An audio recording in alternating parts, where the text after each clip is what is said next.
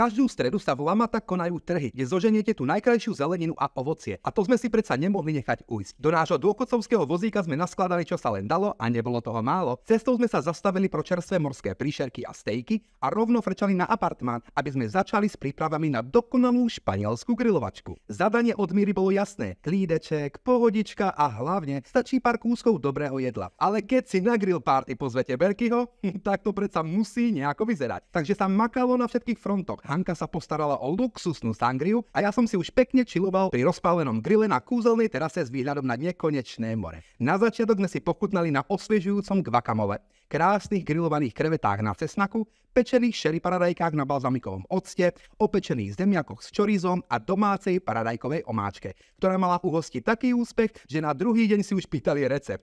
Ale vážený, tajná surovina je vždy láska.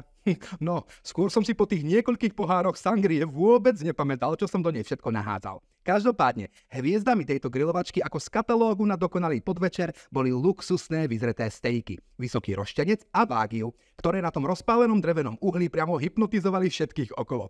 A verte mi, na také dobré mäso vám bude stačiť len kvalitná soľ, aby bol zážitok nezabudnutelný. Jo, a tá láska, samozrejme.